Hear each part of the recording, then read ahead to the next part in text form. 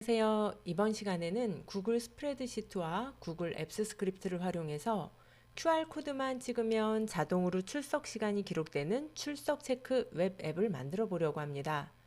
코드를 작성한다기보다는 주어진 코드의 구조를 이해하고 이 코드를 수정해서 기관에서 필요한 출석 체크 웹 앱을 만들기 위한 것이니까요. 나는 코드를 전혀 모르는데?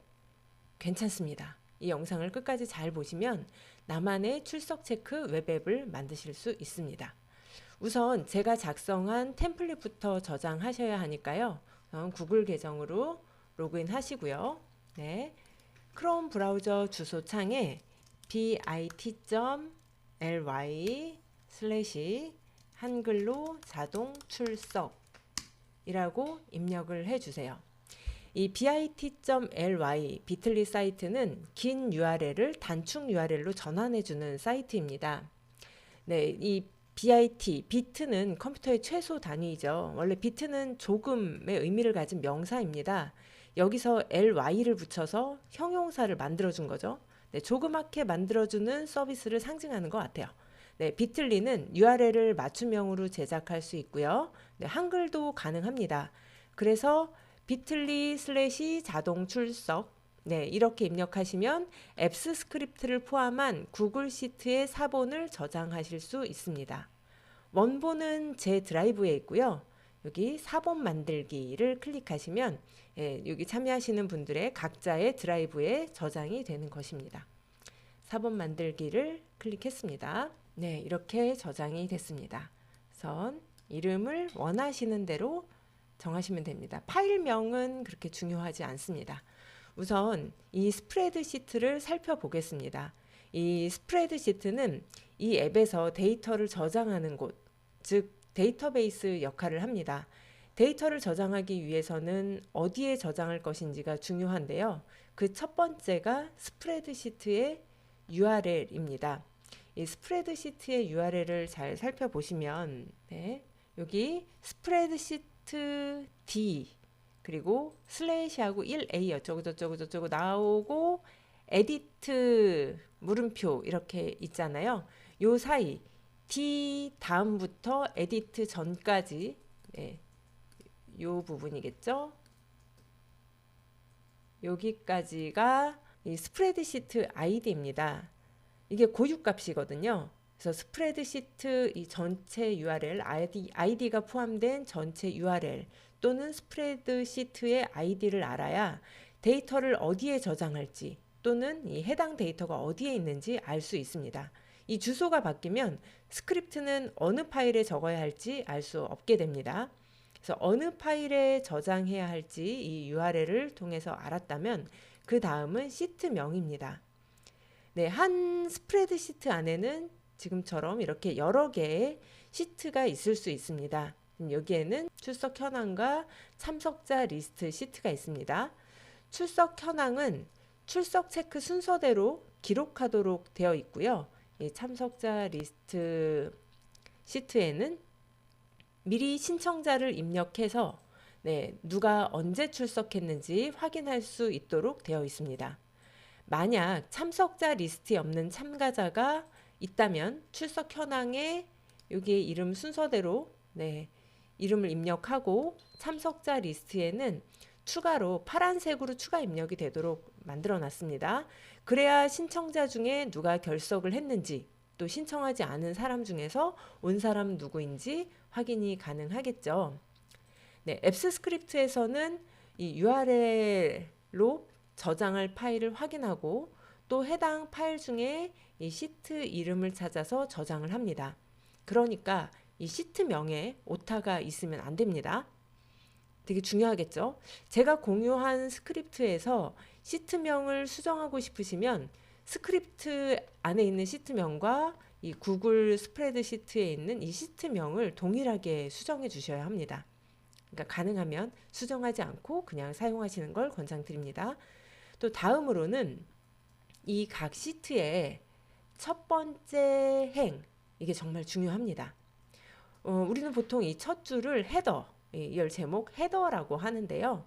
네, 여기에서 이름, 출석 날짜, 입장 시간, 출석 현황에도 날짜, 시간, 이름이 있습니다. 이렇게 헤더를 정해주면 코드에서는 이 컬럼 순서대로 이 순서대로 데이터를 넣습니다. 그래서 첫 줄에 쓰는 내용을 수정하게 되면 코드에서도 수정해 줘야 합니다.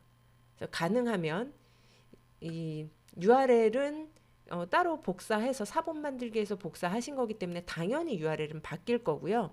URL을 제외한 출석 현황, 참석자 리스트 이 시트명과 이 헤더 열 제목은 그대로 수정하지 않고 그대로 사용하시는 걸 권장드립니다.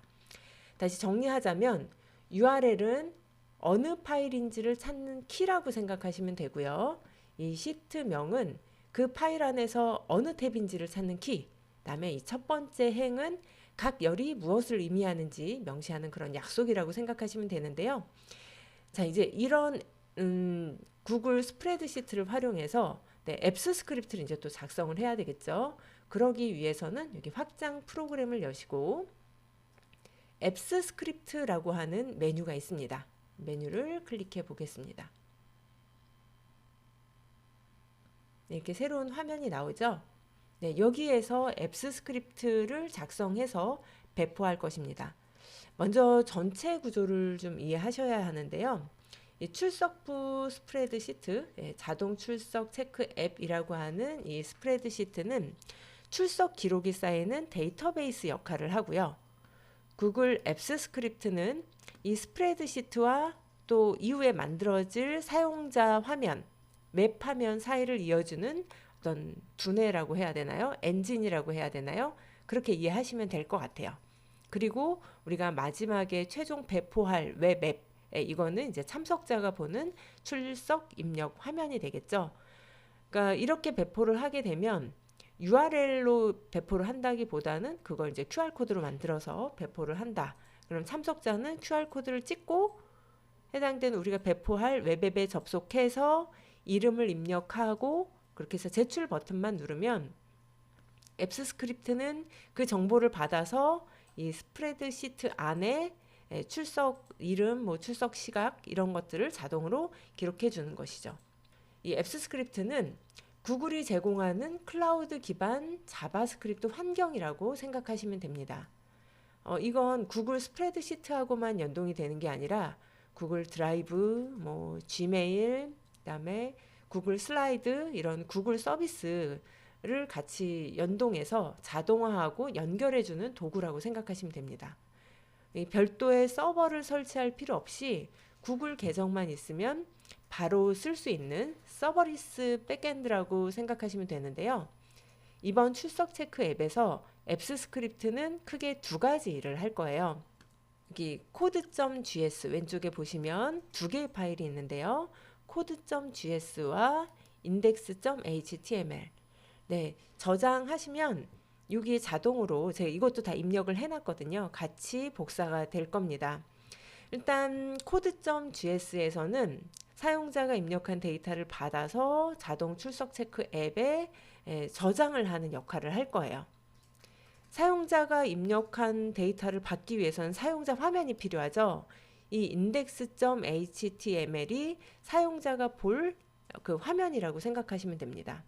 즉 여기는 프론트엔드, 사용자가 보는 웹페이지, code.gs는 백엔드 로직, 그러니까 데이터 처리 뭐 이런 걸 한다고 생각하시면 됩니다. code.gs는 자바스크립트 문법으로 작성된 이제 서버 쪽 코드인데요. 스프레드시트 URL을 열고 특정 시트를 가져오고 또 한 줄씩 데이터를 추가하고 그다음에 신청자 이름을 확인하고 뭐 사용자 화면을 호출하는 그런 역할을 합니다.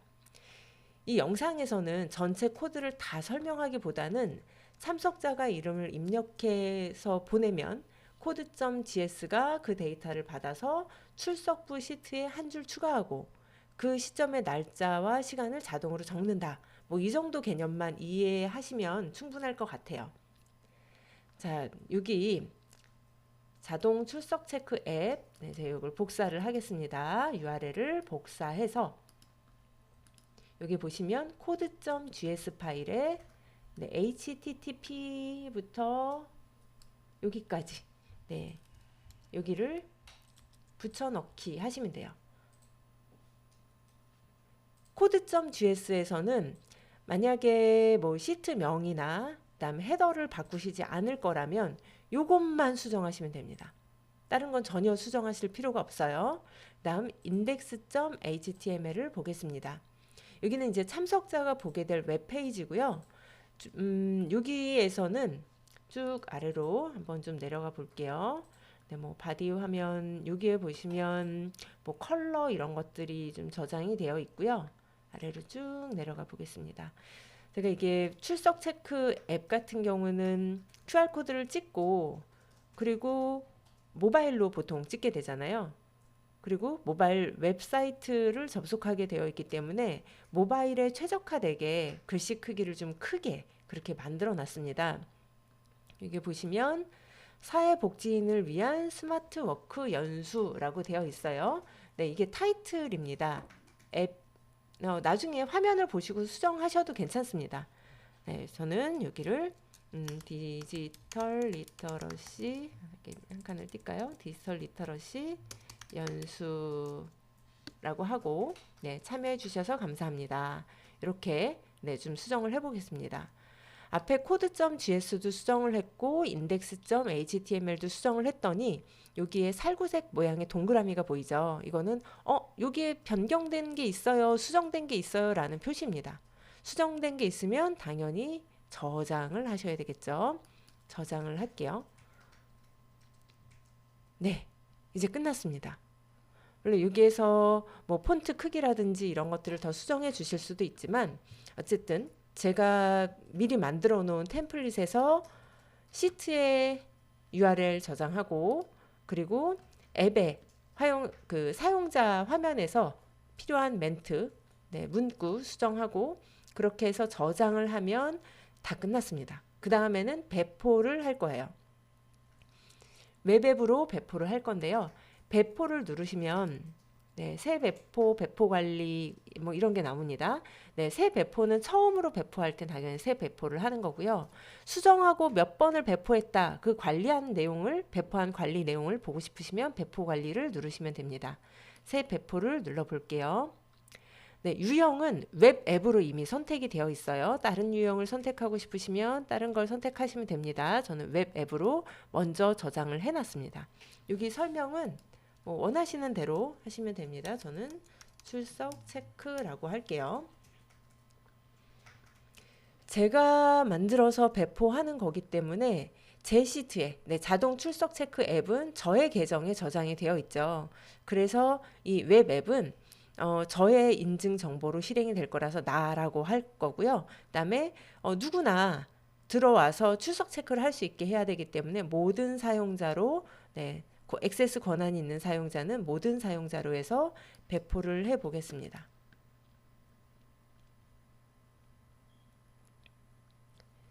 네. 배포를 하게 되면 이 웹 앱에서 내 데이터에 대한 액세스 권한 부여를 나에게 요청합니다. 네, 뭔가 사용자가 텍스트를 입력하면 이름을 입력하면 출석 체크를 하게 되면 여기에 저장이 돼야 되잖아요. 그래서 스프레드시트에 액세스를 승인해 줘야 저장을 할 수 있습니다. 그래서 액세스 승인을 눌러 줄 거고요. 그렇게 액세스 승인을 눌러주면 어떤 계정인지 한 번 더 선택하게 나오고요. 제 계정 팝업으로 뜹니다. 여기에서 저의 계정에 자동 출석 체크 앱이라고 하는 이 스프레드시트에 권한을 줄 겁니다. 네, 그랬더니 이렇게 복사할 수 있게 웹 앱이 나왔습니다. 한번 복사를 해 보겠습니다. 완료를 누를 거고요.